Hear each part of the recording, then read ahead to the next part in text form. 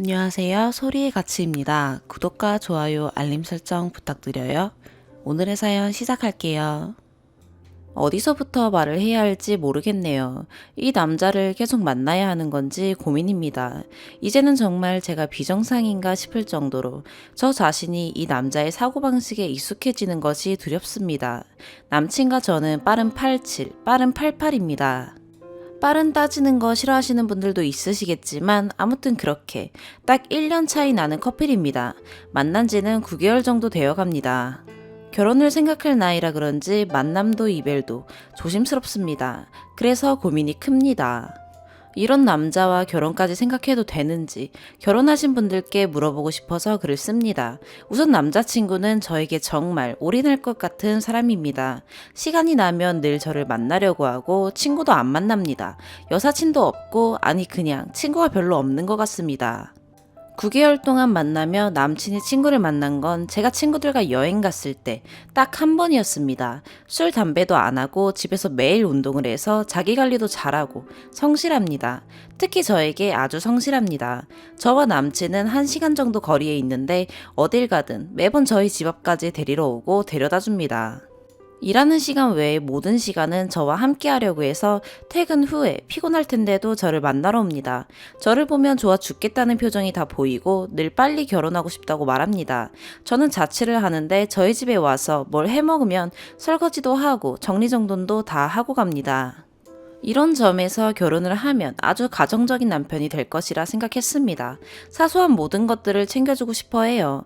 그리고 제가 전남친과 헤어진 계기가 평소 세상 순했던 전남친이 회사 동료와 하는 카톡에서 회사 여자들과 저와 동료의 여친들을 대상으로 심한 음담패설을 한 것을 보고 정 떨어져서 헤어졌습니다. 그 무렵 전 남친이 클럽 간 것도 알게 됐고요. 현재 남친을 만나고 나서 그 부분이 너무 불안해요. 카톡을 본 적이 있는데 제일 친한 친구와 나눈 대화가 여친이랑 어디 갔다. 여친한테 뭐 선물했더니 좋아했다. 여친이랑 뭘 먹었다. 여친이 너무 좋다, 예쁘다 하며 서로 연애 정보만 주고받고 있더군요. 그래서 이 사람에게 더더욱 신뢰가 갔습니다. 그리고 제가 가정 환경이 좋지 않은 편인데 그런 부분을 진심으로 위로해주고 이해해주었습니다. 여기까지가 제가 그 사람과 사귀고 있는 이유입니다. 문제는 지금부터인데요. 첫 번째, 남자 여자 구분 짓는 것을 좋아합니다. 남자는 여자는 남자가 여자가 하는 말을 많이 해서 연애 초반에 많이 싸웠습니다. 여성스러운 여자를 책으로 치고 그런데 저는 남친이 바라는 여성스러운 성격이 아닙니다. 근데 사귀기 전부터 저에게 여성스럽다는 칭찬 아닌 칭찬을 아주 자주 했습니다. 제가 겉보기엔 작고 마르고 여리여리해서 제 겉모습에 대해선 그렇게 칭찬해도 그냥 넘어갔는데요. 제 모든 행동을 예쁘다, 귀엽다, 좋다가 아니라 여성스럽다라고 칭찬을 하더군요. 손이 작아서 여성스러워, 밥 먹는 게 여성스러워, 말하는 게 여성스러워. 전 그 말들이 전혀 칭찬으로 들리지 않습니다. 전 그냥 평범한 여자 사람입니다. 아니 오히려 털털하고 기가 센 편이라 남친이 말하는 그 여성스럽다는 범주와는 먼 사람입니다. 반대로 본인의 남자다움을 아주 자랑스럽게 생각하기도 합니다. 근데 저보다 더 섬세하고 예민하죠. 한 번은 남친이 차를 사고 처음으로 서울에 저를 만나기 위해 왔었는데 서울은 차도 많고 복잡해서 운전하기 정말 힘들 것 같아. 난 남자니까 괜찮은데 여자들은 운전하기 힘들겠어 라고 말을 합니다. 왜 굳이 저기서 남자 여자를 나누는지 이해가 안 됩니다. 평소에 별 쓰잘데기 없는 것들까지 그런 수식어를 붙이는데 여자들이 좋아하는 디저트 먹으러 가자. 근데 전 디저트 별로 안 좋아합니다. 지가 더 좋아합니다. 웃기지 않나요? 여자들이 좋아하는 샤브샤브 먹을까? 그냥 샤브샤브 먹자, 디저트 먹자 해도 될 걸 꼭 여자들이 좋아하는을 붙입니다. 막상 가면 지가 더 맛있게 먹습니다. 평소 언어 습관 자체가 남자는 여자는을 꼭 붙이는 게 전 너무 이상합니다. 그리고 전 1살 차이가 있지만 오빠라고 부르지 않습니다. 그냥 이름을 부르죠. 주로 자기라고 합니다. 전 그런 호칭이 뭔가 평등하지 못하다고 생각해서 그냥 애칭을 부르고 합의도 되었습니다. 남친은 사귀기 전부터 자기가 빠른 87이지만 원래 3월생이라 우린 동갑이라며 본인이 반말을 강요하기도 했습니다. 친구같이 편안한 연애가 좋다고요. 그런데 제가 오빠라고 부르지 않음에도 불구하고 본인을 지칭할 때는 내가라고 하지 않고 꼭 오빠가라고 합니다. 전 그게 너무 어색합니다. 뜬금포 오빠. 특히 싸울 때 오빠라는 말이 정말 많이 나옵니다. 심지어 한 번은 제가 싸울 때 야 그건 아니지 라고 했다고 노발대발 화를 내며 뭐? 야라고 했냐 지금? 이게 오빠한테 내가 너보다 어린 것도 아니고 반말하는 것도 봐주고 있구만. 이게 버르장머리가 없네 라고 하기도 했습니다. 이게 정상인지 제가 이런 부분들에 대해 말을 하면 남자랑 여자는 다른 게 팩트이기 때문에 문제될 거 없다고 말합니다. 전 단순히 다름을 말하는 게 아닌데요. 두 번째, 쓸데없는 단속을 합니다. 저는 옷을 야하게 입고 다니지 않습니다. 사귀기 전에도 사귄 후에도 그런 적이 없습니다. 슬랙스나 스키니, 니트 티셔츠, 블라우스 정도로 입습니다. 근데 매일 아침마다 카톡이 옵니다. 오늘 뭐 입었어? 치마 입지 마. 야한 옷 입지 마. 나시 꼭 입어. 저더러 패딩만 입고 다니랍니다. 남친이 매일 날씨를 알려주는데 저보다 일찍 출근을 해서 그때마다 날씨를 알려줘요. 이것도 제가 알려달란 건 아니고 그냥 자기가 매일 아침마다 합니다. 저보다 일찍 출근을 해서 그때마다 날씨를 알려줘요. 근데 이제 봄이잖아요. 근데 매일 엄청 춥다고 패딩 입으라고 합니다. 오늘 아침에도요. 제가 바보입니까? 남친이 날씨 알려줘도 그냥 저는 날씨 어플 보고 알아서 옷 챙겨 입습니다. 그러면 출근 후에 확인을 하죠. 오늘 뭐 입었어? 패딩 입었지? 라고 합니다. 안 입었다고 하면 화냅니다. 정말 매일매일 그럽니다. 저는 잘못한 것도 없이 잘못한 기분이 듭니다. 내가 야하게 입고 다녀서 그걸 싫다 하면 이해라도 하겠는데 그런 적도 없는데 그러지 말라고 늘 말하는 거 이상하지 않아요? 그리고 남사친 단속도 심합니다. 저는 남친을 만나고 남사친을 만난 적이 단 한 번도 없습니다.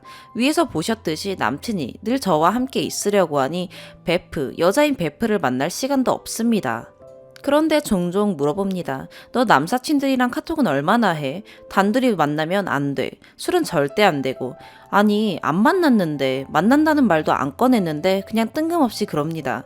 안 만난다, 만난 적 없지 않냐. 그래도 지 혼자 말하다가 갑자기 화가 나는지 막 화를 내면서 자기는 그런 거 제일 싫어한다고. 남친 여친 있는 사람이 남사친 여사친 만나는 건 상대에 대한 예의가 아니라고 혼자 씩씩거립니다. 근데 말했잖아요. 전 만난 적이 없어요. 근데 왜 절 혼내듯이 말하죠? 제 오랜 친구 중 유부남이 있는데 그 친구가 남친이랑 보러 가라고 비싼 뮤지컬 표를 주겠다고 했습니다. 그걸 남친한테 말했더니 표만 받으랍니다. 밥, 술 절대 안 된대요. 어차피 친구가 바빠서 먹을 생각도 없었지만 저건 예의가 있는 건가요? 일부러 친구 와이프가 둘째를 임신해서 집에 일찍 가야 된대. 그래서 표만 받기로 했어. 라고 다 설명을 해줘도 절대 안 돼. 표만 받아. 술은 진짜 안 돼. 절대. 라고 여러 번 반복해서 말합니다. 이것도 남친의 습관인데 이미 내가 안 그런다고 확실히 말을 해도 계속 여러 번 강조해서 말하는 것도 짜증납니다. 예를 들면 문단속 잘하라는 말도 매일 하루에 적어도 5번씩은 말하는데 문 잘 잠그고 나가. 응 잘 잠궜어. 문 잘 잠궜지? 문단속 잘해야 돼. 진짜 넌 혼자 살아서 특히 불안해. 응 잘 잠그고 확인하고 나왔어. 그래 문단속 좀 잘해. 진짜 잘 잠근 거 맞지? 잘해야 돼. 확인도 꼭 하고 안 하면 큰일 나. 잘하고 나왔다니까. 확인도 다 했어. 그만 말해 이제. 아 문단속은 진짜 중요해. 너무 위험하니까. 잘한 거 진짜 많지? 이런 식으로. 그러니 아침에 일어날 때부터 시작해서 옷, 문단속 얘기만 오전 내내 하는 겁니다. 매일이요. 퇴근하고 집에 가면 또 문단속 얘기가 시작되고 잠들기 전 통화에서도 어김없이 반복됩니다. 아무튼 얘기가 샜는데 제가 이런저런 얘기를 하다가 옛날에 친구랑 그 식당 갔었는데 라고 하면 어김없이 바로 나오는 말은 친구 누구? 남자? 친구 말만 나오면 바로 따라오는 말이 남자입니다. 근데 전 그냥 제일 친한 여자 베프랑만 놉니다. 인간관계가 좁고 깊은 편이에요. 남친도 알아요. 근데 늘 저래요. 세 번째, 의외로 잘 먹네, 많이 먹네. 저는 키 157, 몸무게 41 정도 됩니다. 말랐어요. 평소에 음식을 많이 먹는 편이 아닙니다. 입이 짧아요. 간식도 잘 안 먹고 그냥 점심, 저녁, 끼니만 딱 먹는 편입니다. 평소에 음식에 별로 흥미가 없지만 좋아하는 음식은 그래도 잘 먹습니다. 아무리 음식에 흥미 없어도 남들 1인분 먹는 정도는 저도 먹긴 먹어요. 살아야 되니까. 데이트할 때 밥을 먹으면 제가 제 음식 반쯤 먹어갈 때 꼭 저 말이 나옵니다. 잘 먹네. 오늘 많이 먹네. 양 많지 않아? 많으면 남겨. 내가 먹을게. 선심 쓰듯이 말하는데 뻔히 보입니다. 자기 음식이 부족해서 내 음식을 더 먹고 싶다는 거. 처음엔 저도 나름 배려랍시고 일부러 음식을 남겼습니다. 먼저 덜어주기도 하고요. 남친은 덩치도 크고 식욕도 좋아서 많이 먹으니까 전 식탐이 딱히 없어서 제 음식을 절반 정도는 남친이 먹을 수 있게 했습니다. 그랬더니 이제 대놓고 제 음식을 탐냅니다. 배부르지 않아? 이제 그만 먹을 때 됐는데 라거나 음식이 적게 나오는 식당에서는 자기 여기 음식이 너무 적게 나온다. 하나 더 시킬까? 하면 아니야. 난 그냥 네가 남긴 것까지 먹으면 충분할 것 같아. 이런 식입니다. 이것도 식탐 맞나요? 판에서 본 식탐남들처럼 대놓고 허겁지겁 먹어대진 않는데 묘하게 기분이 나쁩니다. 먹을 때마다 스트레스도 받고요. 그동안 만나던 남친들은 다 제가 말라서 살쪄야 한다고 한 입이라도 더 먹이려고 하던데 얜 왜 제 음식을 당연하다는 듯이 자기가 먹으려고 하죠? 네 번째, 외모지상주의. 평소 길을 가다가도 뚱뚱한 여자 보면 키득키득 됩니다. 저 여자 다리 봐, 코끼리 같아. 그런 식. 미투 운동 얘기를 하다가 처음엔 가해자 욕을 엄청나게 하더군요. 저도 같이 했고 이건 또 생각이 통하는구나 싶었습니다. 그래서 저 대학 때도 그런 교수님이 있었다고 학번마다 한 명씩 찍어서 찝적댔는데 우리 학번엔 그게 나였고 단체 술자리가 있으면 여자애들 찍어서 자기 옆에 앉게 하고 어깨 동무하며 쓰다듬고 허벅지 만지고 술 따르게 하고 그랬다. 새벽에 술 먹고 전화 수십 통 하고 보고 싶다 나와라 오늘 밤 같이 있자 했었다. 처음엔 당황했는데 나중엔 나도 화가 나서 교수님이 그렇게 들이대면 바로바로 반격하고 싫다고 확실히 말했다. 그랬더니 그 교수가 너 자꾸 그렇게 튕기면 확 만져버린다 까지 말했었다. 그런 얘기를 하고 있는데 계속 웃으면서 너희 학번엔 너였다고? 예쁜 애들한테만 그랬나 보네. 그런 식으로 말하는 중간중간 계속 그 질문만 했습니다. 씹고 계속 말을 하다가 네 친구한테는 안 그랬어? 그러길래 응 우리 학번에선 나한테만 그랬어. 그랬더니 역시 네 친구는 좀 서운했겠다. 예쁜 애한테만 그래서 라고 하는 겁니다. 말하니 또 열받네요. 너 그게 무슨 말이냐? 추행 못 당한 게 서운하다는 뜻이냐 하며 싸웠습니다. 근데 그냥 장난이다. 농담이었다. 왜 그렇게 진지하게 받아들이냐? 남자들은 원래 이런 농담 한다. 네가 너무 편해서 그랬다. 술 한 잔 마셔서 기분 좋아서 오바했다. 변명을 하더라고요. 그날 대판 싸우고 헤어지자 했습니다. 근데 다음날 내니 사과하고 붙잡고 난리더군요. 다섯 번째, 말을 생각 없이 합니다. 이게 제일 커요. 싸울 때 남친은 버럭버럭 화를 내는 편이고 전 침착하게 대화하려는 편입니다. 그럴 때마다 하는 말, 니 혼자 침착한 척 하는 게 재수없다. 제가 물어보지도 않았는데 자기 혼자 뜬금포로 전 여친 얘기를 아련하게 하며 전 여친이 착하고 예쁘고 최고의 여자였는데 돌싱이었다. 사귈 땐 상관없었는데 결혼할 때 되니 내가 뭐가 모자라서 돌싱이랑 결혼해야 하나 생각이 들어서 모질게 떼어내고 헤어졌다. 내가 나쁜 놈이었다 하는 겁니다. 참고로 남친이 먼저 꼬셔서 사귄 겁니다. 여자가 처음부터 돌싱인 걸 밝혔는데 다 괜찮다고 다 이해한다고 하고 사귀게 된 겁니다. 그래서 전 그래 네가 나빴네 전 여친 상처 많이 받았겠다 했더니 갑자기 네 전남친은 왜 바람났을 것 같냐? 네가 다 잘했으면 바람이 났을까? 라며 화를 버럭 내는 겁니다. 말도 안 되는. 사귀는 초반에 전 여친 자랑 엄청 했습니다. 착하고 여성스럽고 얼굴도 연예인급이고 심지어 걘 이름도 예쁘다? 이름이 뭔지 알아? 땡땡이야. 진짜 이쁘지? 이런 소리도 하고 저한테 전 여친이랑 목소리가 똑같다. 말투도 똑같다. 제가 무슨 말만 하면 그거 땡땡이도 했던 말인데 진짜 신기하다. 넌 걔랑 진짜 비슷하다. 근데 네가 더 좋다. 전 여친의 장점을 모두 다 가지고 있으면서 넌 그걸 뛰어넘어서 더 장점이 많다. 뭐 그런 식으로 이거 칭찬입니까? 저 기분 좋아야 해요? 그래 놓고 저에게 전남친에 대해 이것저것 물어보길래 나도 착하고 좋은 사람들만 만났다. 전남친은 좀 안 좋게 헤어졌지만 나머지는 다 좋은 사람들이었다 했더니 또 화를 내면서 야, 네가 만났던 남자들보다 내가 만났던 여자들이 훨씬 낫거든? 급이 달라. 아, 이건 진짜 뭐 하자는 건지. 말이 그냥 의식의 흐름대로 나옵니다. 전에 지가 한 말은 기억을 못하고 방금 제가 한 말에만 버럭버럭 돼요. 싸울 때 특히 그렇고 평소에도 대화가 안 되는 편입니다. 이 말했다가 저 말했다가. 여섯 번째, 제가 원치도 않는 걸 해주겠다고 강요합니다. 전 원래 집이 지방에 있어요. 서울에서 4시간 정도 거리입니다. 근데 명절에 제 본가까지 태워주겠다고 합니다. 왜죠? 전 KTX 타고 2시간 만에 가고 싶은데요. 편하게 가고 싶다니까 운전은 자기가 하니 옆에서 편하게 자라고 합니다. 극구 사양했더니 그럼 서울에 돌아올 때 태우러 온답니다. 부담스럽다고 여러 번 말해도 우리 집에 오지도 않는다고 그냥 정말 저를 데리러만 오는 거랍니다. 처음엔 너 장거리 운전 힘들어서 내가 너무 미안하다, 좋게 거절하다가 KTX가 더 빠르다, 명절이라 길이 막힌다, 부담스럽다 등 별 말을 해도 안 통하니까 이 얘기로 두세 시간 실랑이라 하다가 결국 싸웁니다.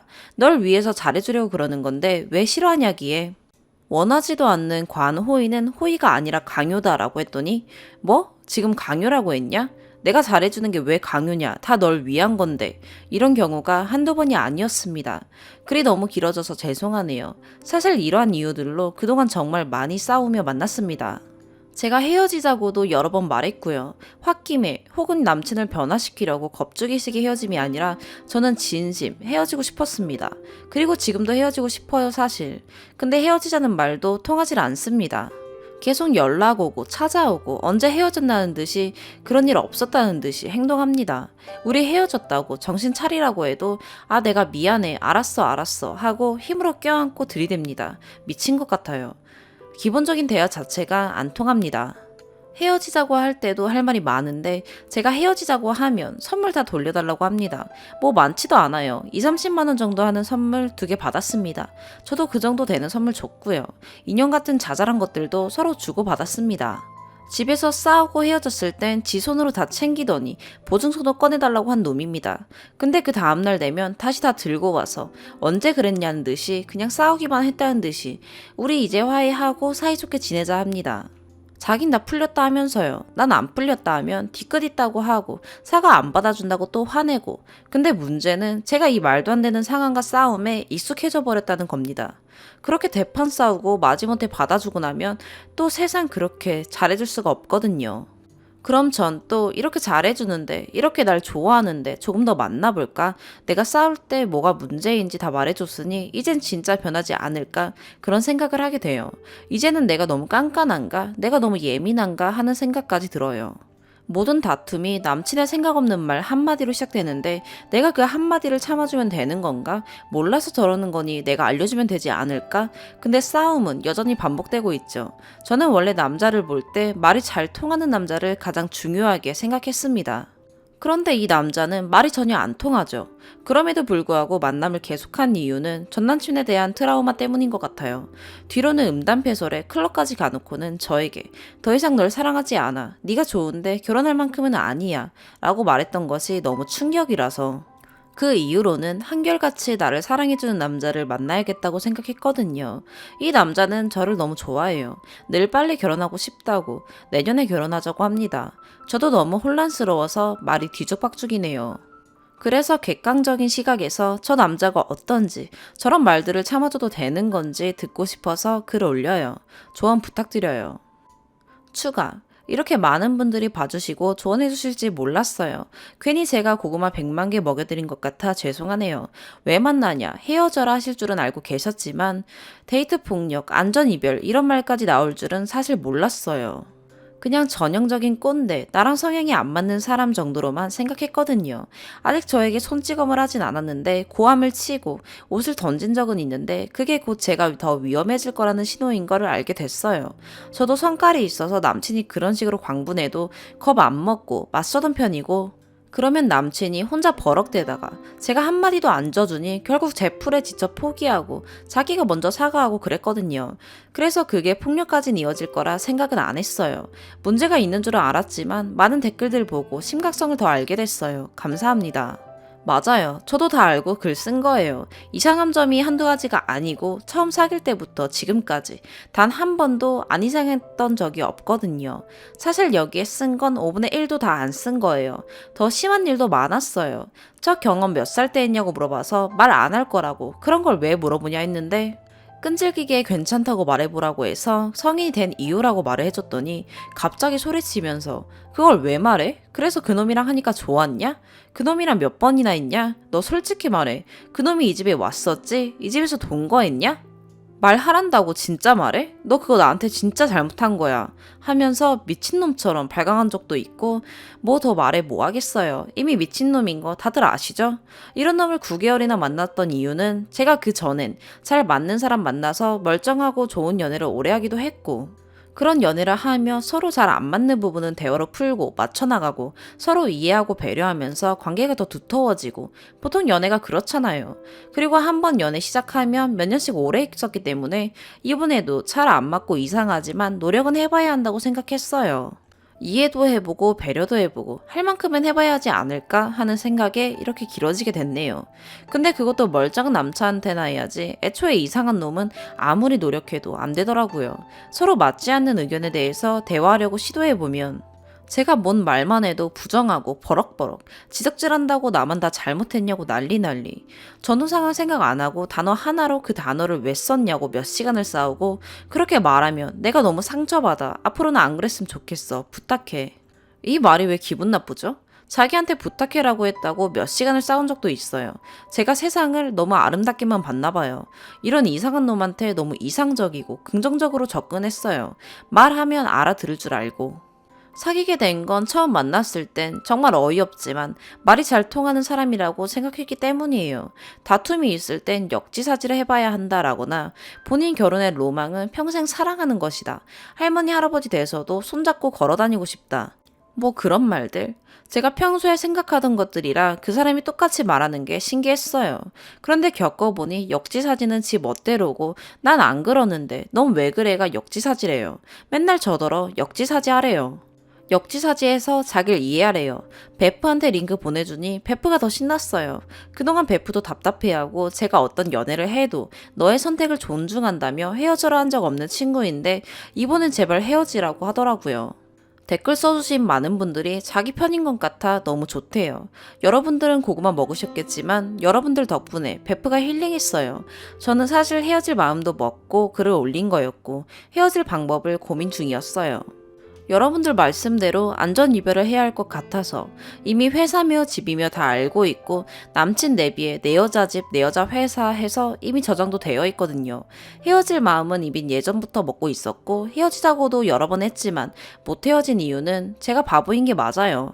마음이 약해서 울거나 빌거나 하면 떼어내질 못했어요. 그리고 나중에 자기 화가 다 풀린 다음에는 사과를 구구절절하고 지가 뭘 잘못했는지도 확실히 알고 있고 앞으로 안 그러겠다고도 하니까 믿어줬죠. 저렇게 매달리는 게 자존심이 많이 상할 텐데 날 얼마나 좋아하면 자존심을 버려가며 저렇게까지 매달릴까 하는 생각이 들어서 짠해지고 그럼 다시 받아주고 그랬어요. 근데 지금 생각해보니 남친은 매달리는 걸 그렇게 자존심 상한다고 생각하지 않는 것 같아요. 그냥 싸움과 화해의 한 과정 정도로만 생각하는 듯. 평소에 잘해주기도 하고 근데 이젠 뭘 잘해주는지 저도 모르겠어요. 뭐 무슨 이유로든 제가 바보 맞아요. 그래서 이제 바보짓 그만하려고요. 제 남친과 비슷한 남자 만나보셨다는 분들 글 진짜 다 공감했어요. 이런 남자가 또 있네요. 전 너무 이상해서 세상에 얘 하나밖에 없을 줄 알았어요. 그리고 가스라이팅 관한 말씀 해주셨는데 맞아요. 저도 그게 드렸던 거예요. 저도 보통 성격이 아니라서 처음엔 다 맞서 싸웠는데요. 제 모든 걸 통제하고 정말 친구랑 통화한 것까지 질투를 하고 그러니까 저 스스로 다툼을 만들지 않기 위해서 친구랑 만날 약속도 잘 안 잡고 남친이 헛소리를 해도 그냥 혼자 인상 한번 쓰고 넘어가게 되더라고요. 싸워봤자 다 안 나오니까. 근데 그랬더니 제가 점점 더 무기력해지고 우울증 비슷하게 정말 아무것도 하기 싫어지더라고요. 주변 사람들에게 짜증이 늘고 배려도 없어지고 약간 아나무인의 상태가 되었어요. 가만히 있어도 남친이 모든 걸 다 해주니까 다른 지인들을 만났을 때도 가만히 있고 싶어 하는 거죠. 저의 그런 변화를 저 자신도 느끼니까 스스로가 싫어지고요. 그러니 자존감도 낮아지고 자존감이 낮아지니 남친을 더 뿌리치지 못하게 되고 악순환의 연속이죠. 결혼에 대해 고민했던 것도 어떤 분의 말씀처럼 약간 세뇌가 된 것 같아요. 처음부터 결혼 노래를 불렀고 사귀는 내내 결혼을 염두에 둔 말을 자주 했어요. 그리고 나이가 31살 정도 되니 결혼에 대한 막연한 불안감도 있어서 저도 약간 조급했던 것 같아요. 이 나이에 헤어지면 또 언제 만나고 언제 서로를 알고 언제 결혼하나 싶어서. 중요한 건 속도가 아닌 걸 아는데도 결혼할 만큼 좋은 사람이 아니면 그냥 결혼을 안 하고 혼자 사는 게 낫다는 소신을 가지고 있음에도 불구하고 불안한 건 어쩔 수 없네요. 글을 쓰고 댓글을 읽으니 더욱 헤어져야겠다는 확신이 들어요. 이미 확신이 있었지만요. 어제는 이놈이 얼마 전에 생일이었거든요. 제가 사준 생일 선물이 마음에 안 든다고 환불하라 하고 며칠 내내 뭐 사달라 할까 고민하더니 제가 원래 샀던 금액대보다 훨씬 비싼 걸 고르더라고요. 당장 퇴근하고 같이 사러 가자는 거 야근해야 돼서 안 된댔더니 그럼 혼자 가서 사올 테니 돈 보내달라고. 돈을 선물로 주긴 싫다고 했는데도 진짜 가서 사오더니 고맙대요. 잘 입겠대요. 아직 돈은 안 보냈는데. 이제 정말 어떻게 이별할지 고민이네요. 좋은 아이디어 있으시면 알려주세요. 긴 글 읽어주시고 진심으로 조언해주시고 걱정해주셔서 감사해요. 이제 정말 아무리 울고빌고 매달려도 마음 안 약해질 수 있을 것 같아요. 원래 댓글이 많이 안 달릴 줄 알고 10개 정도 달리면 글 지우려고 했는데 글 안 지우고 마음 좀 약해질 것 같으면 들어와서 댓글 다시 읽어봐야겠어요. 감사합니다. 두 번째 추가. 예전에 완전체 남친 글 썼다가 많은 분들이 완전 이별해야 된다고 걱정 많이 해주셨는데요. 일단 그 남자랑은 5월에 헤어졌어요. 가르쳐주신 모든 방법 다 동원해서 돈도 빌려달라 해보고 사사건건 트집 잡고 짜증도 내보고 그래도 안 떨어지고 들러붙더니 결국 그놈 잘못으로 헤어지게 됐어요. 그놈이 지가 남의 집 주차장에 불법 주차해놓고 차 빼달라고 연락하신 분한테 말투가 왜 그렇게 띠껍냐고 시비 걸더니 갑자기 욕하고 싸우다가 옆에서 말리던 저한테도 불똥이 떨어지더니 넌 왜 내 편이 아니냐? 너 같은 게 무슨 여자친구냐? 하며 저한테 욕하고 소리치고 제가 너랑은 도저히 못 만나겠다. 이별 통보하고 모든 연락수단 다 차단했어요.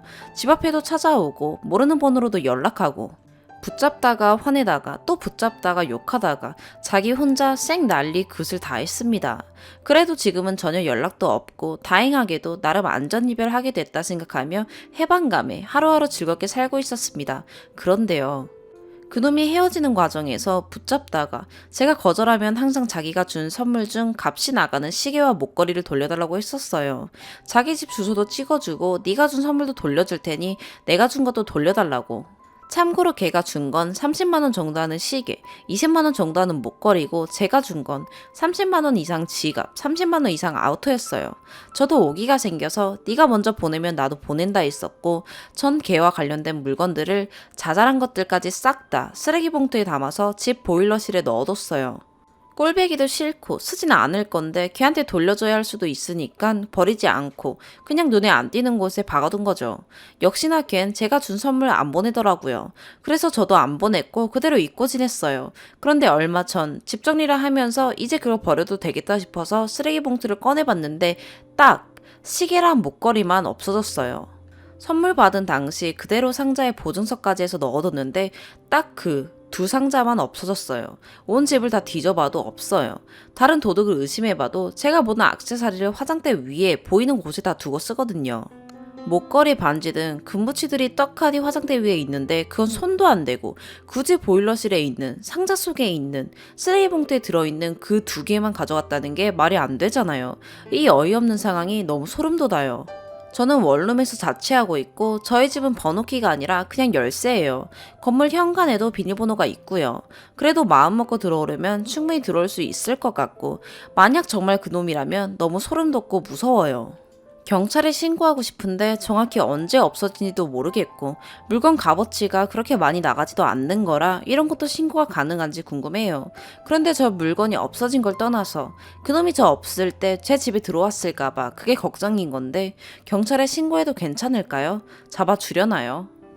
세 번째 추가. 기억하실진 모르겠지만 예전에 전남친 관련해서 글을 쓴 적이 있고 안 그래도 헤어질 생각이었지만 그때 정말 많은 분들이 안전이별하라고 전해주신 게 정말 감사했어요. 그리고 저한테 쓴소리 해주신 분들도 많았었는데 정말 제가 바보가 맞았나 봐요. 미리 변명하자면 30년 동안 딱히 큰 사건 사고 없이 평범한 사람들만 만나고 평범하게 살아온 터라 제가 세상을 너무 아름답게만 본 것 같네요. 7월부터 연락 없더라고요. 소개시켜준 지인 통해 들어보니 새 여자친구가 생겼다고 하더라고요. 그 이후로는 안심했죠. 여친 생기면 여친한테만 집착하는 미친놈인 걸 아니까. 한편으론 그 여자분이 불쌍하기도 했고요. 물건이 없어진 건 그냥 집 열쇠를 도어락으로 바꾸고 끝냈어요. 그 이후로 딱히 별일도 없었고, 그런데 제목 그대로예요. 경찰한테서 전화가 왔어요. 땡땡 경찰서라고. 땡땡땡씨 아냐고. 다른 일로 그 사람을 조사 중인데 그 사람 폰에서 제 몰카가 나왔다고 경찰서 와달라고. 처음엔 믿기지가 않아서 보이스피싱인 줄 알았어요. 너무 충격적이었고 온몸이 다 떨렸어요. 경찰과 전화 끊고 힘들게 생각을 정리하는데 다른 일로 조사 중이라고 했으니 누군가 신고를 해서 잡힌 걸 대고 제 몰카도 있다고 하니 전 당연히 현재 여자친구 몰카를 찍다가 걸렸을 거라고 생각했어요. SNS 타고 들어가 보니 현재 여친이랑도 얼마 전에 헤어진 것 같더라고요. 혼자 별 생각을 다 하면서 잠도 못 자고 밥도 못 먹고 지내다 며칠 뒤 경찰 진술하러 갔는데 와, 생각보다 더 미친놈이었어요. 지하철 에스컬레이터에서 다른 여자 치마 속을 찍는 걸 뒤에 서 있던 남자한테 걸려서 현행범으로 잡힌 거래요. 폰에서 지하철 몰카 피해자 4명 나왔고 제 동영상이 있었대요. 40건. 날짜를 보니 사귄 지 4, 5개월 정도 됐을 때쯤부터 찍었더라고요. 관계하는 영상뿐만 아니라 제가 자고 있을 때 이불을 들쳐서 제 몸을 찍은 영상들. 차마 영상을 직접 확인하지는 못했는데 경찰 말만 들어도 너무 충격적이더라고요. 초소형 몰카를 가지고 다녔대요. 집 컴퓨터, 폰, 회사 컴퓨터 다 압수해서 디지털 포렌식 돌렸고 불행 중 다행인지 유포는 안 됐다고 합니다. 더 어이없는 건 그놈이 뭘 잘했다고 경찰 조사 때부터 변호사 대동에서 나오고 제가 찍힌 동영상은 다 제 동의하에 찍은 거라고 거짓 진술했더라고요. 범죄자 새끼가 너무 거만하게 굴어서 경찰도 절레절레 했어요. 경찰이 성격 진짜 이상하지 않냐고 정신 이상자 같다고 저한테 그놈 욕을 엄청 해요. 지금은 제가 국선 변호사를 선임해서 고소 진행 중이고요. 전 합의 생각 전혀 없어요.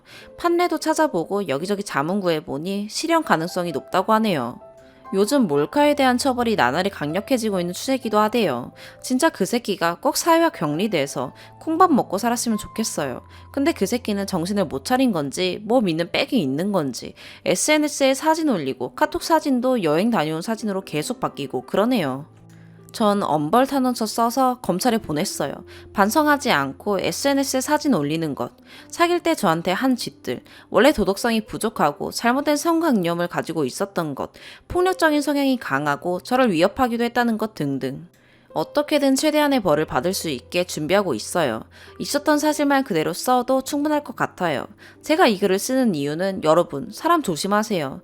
몰카는 벌금형만 나와도 신상 등록이 된다고 합니다. 신상 공개가 되면 성범죄 알림이 어플에서 이름만 쳐도 검색이 되고요. 사진, 이름, 나이키, 주소, 제목 다 나오더라고요. 전 이제 남자 만날 생각 싹 사라졌지만 진짜 누구라도 만나게 되면 범죄 기록부터 확인하고 싶은 심정이네요. 그리고 제가 생각했던 것보다 이런 몰카범들이 엄청 많더라고요. 이번 일로 매일 검색하고 공부하다가 범죄자들이 형을 적게 받기 위해 서로 정보를 공유했다는 카페를 발견했는데 쓰레기 같은 인간들 진짜 많아요. 너무너무 많아요. 매일 수십 개의 글이 올라오고 서로 위로하고 응원하고 빠져나갈 수 있는 방법을 공유해요. 지하철 몰카 같은 경우는 얼굴이 안 나와서 피해자를 특정할 수 없는 경우가 더 많고 그렇다는 건 우리 모두의 몸이 우리도 모르는 사이 누군가의 카메라 속에 담겨 있을 수도 있다는 뜻이에요. 조심, 또 조심하시고 누군가 몰카에 찍히고 있는 걸 본다면 꼭 잡아서 도와주셨으면 좋겠어요. 전 그 최초 신고자, 그놈을 현행범으로 잡아주신 분이 너무너무 감사해요. 안 그랬으면 전 정말 평생 모르고 살 뻔했어요. 지금이라도 알아서 콩밥 먹일 수 있다는 게 너무 다행이라 생각해요. 왜 여자한테 조심하라고 하냐? 남자가 범죄를 안 저질러야지.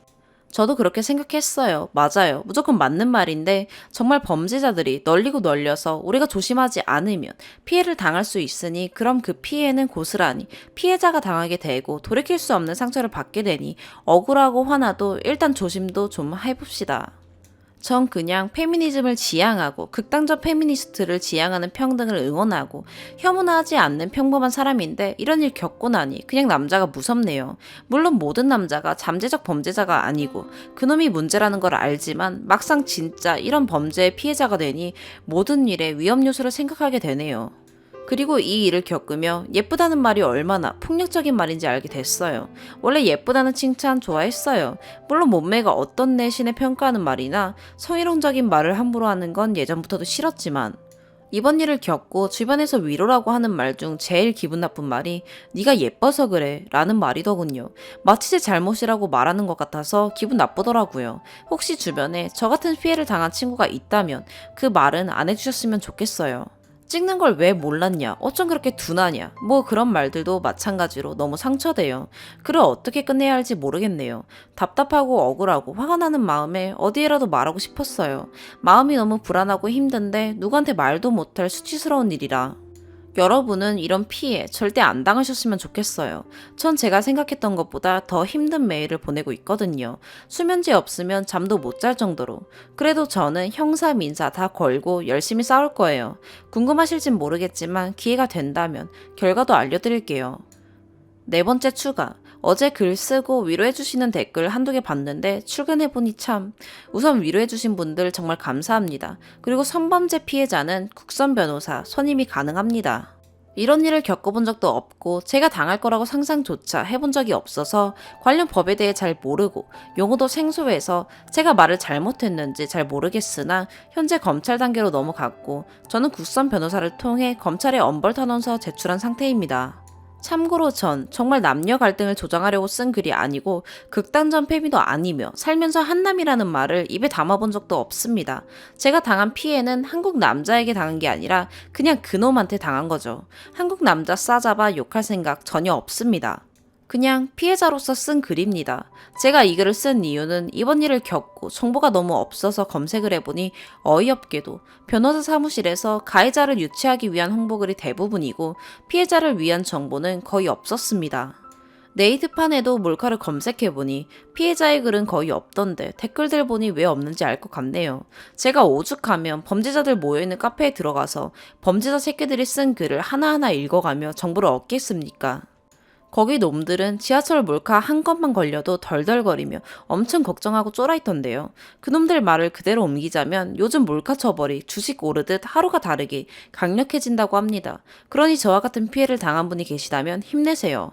이제 피해자가 아닌 가해자가 두려울 차례라고 생각합니다. 그러니 죄 짓는 사람도 당하는 사람도 없길 바라는 마음에 쓴 글입니다. 조금 더 정보를 드리자면 신상 등록은 1년에 한 번씩 최대 30년 경찰서 가서 신상 정보 등록을 하는 것이고 성범죄 알림이 어플에 공개는 안 됩니다. 대신 범죄 전과가 남는 것이죠. 그것만으로도 몰카범들이 아주 두려워하더라고요. 신상 공개는 말 그대로 사진, 이름, 나이, 키, 주소 등등 모든 정보가 공개되는 것이니 성범죄자 알림이 어플에서 이름만 검색해도 나오고요. 요즘은 몰카로 벌금형이 나와도 대부분은 신상 등록이 되고 신상 공개는 죄질에 따라 달라진다는데 전남친이라고 말하기도 싫은 그놈은 꼭 신상 공개되길 바라고 있습니다. 걱정해주신 감사한 분들께 제 상황을 조금 더 말씀드리자면 제가 몰카가 찍힌 시기는 사귈 때 2017년 11월부터 2018년 1월 사이에 찍힌 것이 전부입니다. 그 이후로는 찍은 게 없다고 합니다. 그런데 헤어지고 7개월이 지난 지금까지도 폰에 가지고 있었다는 게 너무 끔찍합니다. 심지어 그놈은 저랑 헤어진 뒤에 새 여자친구도 생겼었는데요. 경찰이 집에 와서 몰카가 있는지 확인해 주셨고요. 다행히 지금은 없었습니다. 그놈은 회사 컴퓨터는 돌려줬고 폰, 집 컴퓨터는 압수 상태이며 거긴 증거물들이 있었기 때문에 영원히 다시는 안 돌려준다고 합니다. 그놈이 경찰 수사 받고 나서도 SNS도 하고 카톡 사진도 계속 바뀌길래 너무 놀라서 경찰한테 물어보니 그러더라고요. 지금은 폰을 새로 산 것 같답니다. 그래서 아주 조금은 안심이 되지만 그래도 불안하고 힘든 건 마찬가지입니다. 그놈이 경찰 조사에서 동의하에 찍은 동영상이라고 거짓 진술을 하고 명백한 증거 앞에서도 죄를 인정 안 해서 거짓말 탐지기 했고 거짓으로 나와서 거짓 진술한 것 또한 가중처벌 된다고 합니다. 지 무덤을 지가 파요. 동영상 건수도 많고 다른 지하철 몰카 피해자 4명이나 되고 근데 이 중 3명은 얼굴이 안 나와서 피해자를 특정할 수 없고 현장에서 잡은 1명만 고소를 했답니다. 몰카 중 성관계 영상을 가장 악질로 보며 인정하지 않고 반성하지 않는 태도까지 재질이 아주 불량하여 실형을 면하기 힘들다고 합니다. 저는 신변보호 조치를 취해놓은 상태인데 신변보호는 3가지가 있습니다. 첫 번째, 제가 112에 전화해서 아무 말도 하지 않아도 바로 제 위치로 출동하는 것. 두 번째, 제가 특정한 장소에 제가 특정한 시간대에 춘사를 강화하는 것. 세 번째, 손목에 차는 시계 같은 것을 주는데 그걸 누르면 바로 제 위치로 출동하는 것. 저는 1번, 2번만 신청했고 제 퇴근 시간 회사 앞과 집 앞을 말했는데 퇴근길에 집 주변에서 경찰을 본 적은 한 번도 없어서 여전히 불안하긴 합니다. 그냥 111을 단축번호 1번으로 해놓고 전화창 항상 켜놓고 퇴근하고 있어요. 무섭고 힘들지만 저는 열심히 싸우겠습니다. 주작이니 뭐니 말하는 사람들을 위해 증거사진도 올립니다. 그리고 제가 경찰 조사 때 받은 서류인데 저와 비슷한 일을 겪은 분들께 참고가 되셨으면 하는 마음에 같이 첨부합니다. 5번째 추가. 오늘 우연히 판에서 제목에 쓴 사랑꾼인 줄 알았던 전남친, 알고 보니 범죄자 라는 글을 보게 되었는데요. 작년 12월에 작성된 글이니 거의 1년 전 글이네요. 링크를 첨부하는 게 그 글을 쓴 분에게 신뢰가 될 수도 있을 것 같아서 이렇게 제목으로만 글을 남깁니다. 그 글은 글쓴이 분이 남친에게 가족과 식사하러 간다고 말하고 어머니와 둘이 식당에서 식사를 했는데 여동생 혼자 자고 있는 집에 어떤 남자가 들어왔다 나갔고 경찰을 불러 CCTV를 확인해보니 남친이었다고. 그런데 경찰이 그 전 남친을 알고 있는 눈치였고 개인정보라서 자세히 말할 수는 없지만 빨리 헤어지는 게 좋을 거라고 조언했다던 글이에요. 우선 제가 그 글쓴이 분이 그 전 남친을 만나기 전에 그 남자에게 범죄 피해를 당한 피해자인 것 같습니다. 전 남친의 집착하는 성향에 대한 것도 너무나 똑같고 무엇보다 시기적으로 너무 딱 맞아 떨어집니다. 글쓴이 분이 말하는 전 남친이 제가 생각하는 놈이 맞다면 저는 그분이 놈을 만나기 전에 만났던 전 여친이었습니다. 저는 너무 심각한 집착과 이상한 사고방식과 행동들에 지쳐서 헤어졌고 헤어지는 과정도 그 글쓴이 분과 비슷합니다. 하루 종일 혼자 카톡 하는데 화냈다가 빌었다가 말도 안 되는 소리 하고 집 회사 앞에 찾아오고 선물 돌려달라고 하고 헤어지고 나서 몇 개월 지난 뒤에 그놈이 지하철에서 몰카를 찍다가 현행범으로 잡혔고 그 폰에서 제 몰카가 나왔다고 연락받아서 범죄 피해 사실을 알게 됐습니다. 헤어지는 과정과 몰카 피해를 당한 것에 대한 글을 판에 썼었고 많은 분들이 보고 댓글을 달아주셔서 베스트에 오르기도 했습니다. 제가 쓴 글에서 그놈 성향을 보시면 그 글쓴이 분이 쓰신 것과 정말 비슷합니다. 죄송한 말씀이지만 저는 몰카를 당한 사실을 알고 재판을 진행하면서 그놈이 어떻게 지냈는지 파악하기 위해서 저는 다 차단했지만 제 친구들이 그놈 인스타나 카톡 프로필을 대신 확인해 주었고 그래서 저 다음으로 사귄 여자친구의 존재에 대해서 알고 있었습니다. 언제 사귀게 됐는지, 언제쯤 헤어지게 됐는지, 그리고 어떤 선물을 받았는지도. 그 글에 사귄 지 3개월쯤 됐을 때 말하지도 않았는데 생일 선물로 명품백을 줬다는 것도 제가 알고 있는 시기적으로도 딱 맞아 떨어집니다. 저는 작년 11월에 처음 범죄 피해 사실을 알았고 사실 저 다음으로 만난 여친의 인스타 아이디까지 알고 있어서 DM으로 알릴까 말까 엄청나게 고민했습니다. 그놈이 몰카범이라는 사실을요. 저는 사귀는 중에 성관계 몰카와 잠잘 때 찍은 몰카가 수십 건 발견되었기 때문에 그 이후에 만나는 여친도 피해를 당하면 안 된다는 생각에 알려드리고 싶었습니다. 그런데 제가 재판 중이기도 했고 모르는 사람이 갑자기 DM을 보내는 게 신뢰가 될 것도 같아서 선뜻 알리기가 주저됐고 이 부분 정말 죄송하게 생각합니다. 제가 미리 알려드렸다면 더 큰 피해를 당하기 전에 헤어질 수도 있었을 텐데 라는 생각을 요즘도 가끔 했었는데 그 글을 읽고 소름 돋고 손이 떨릴 정도로 제가 생각하는 그분이 맞는 것 같아서 이 글을 쓰게 되었습니다. 혹시 그 글을 쓰신 분이 이 글을 읽으신다면 미리 알려드리지 못해서 죄송했습니다. 그리고 혹시 그 일로 주거침입 신고가 하신 게 맞다면 정말 잘하셨습니다. 제 사건과 주거침입건이 병합되었고 2월에 구속됐었는데 5월에 1심에서 집행유예로 풀려나서 저처럼 아직도 불안에 떨고 계시지 않을까 싶어요. 저는 아직도 정신과 치료를 받고 약 먹으며 외출도 잘 못하고 지내고 있거든요. 1심이 끝나고 사건이 따로 떨어지게 돼서 주거침입건을 어떻게 해결하고 계신지 궁금해요. 저는 항소를 했고 아직 항소심과 민사소송을 함께 진행하고 있습니다. 혹시 이 글을 읽으신다면 그리고 제가 생각하는 그분이 맞으시다면 혹시 저에게 궁금한 것이나 하실 말씀이 있으시다면 댓글 남겨주시면 감사하겠습니다.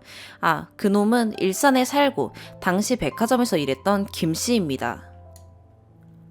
오늘의 사연 여기까지입니다. 구독과 좋아요, 알림 설정 부탁드려요. 시청해주셔서 감사합니다.